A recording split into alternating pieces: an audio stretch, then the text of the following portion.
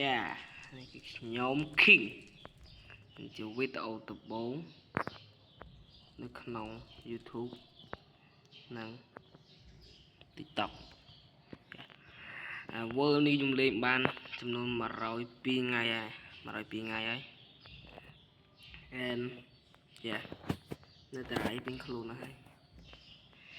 and just ថ្ងៃហ្នឹងគឺខ្ញុំនឹងមកធ្វើ house ផ្ទះមួយនៅម្ដងនេះ yeah and របស់គឺអត់តមានគ្រប់ទេ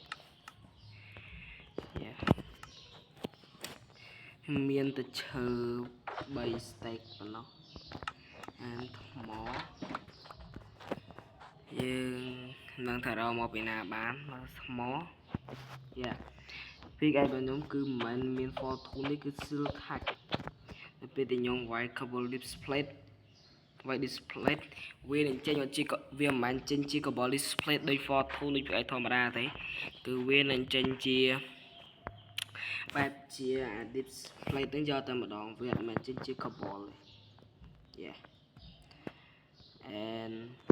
ដូចនេះហើយខ្ញុំមិនតន់ចង់ធ្វើហ្នឹងឥឡូវទេចង់ធ្វើចាំ episode ក្រោយ2ថ្ងៃក្រោយមកយើងនឹងជួបគ្នាប្រហែលជាម្ដងទៀតនឹងខ្ញុំនឹងធ្វើផ្ទះហ្នឹងហើយ yeah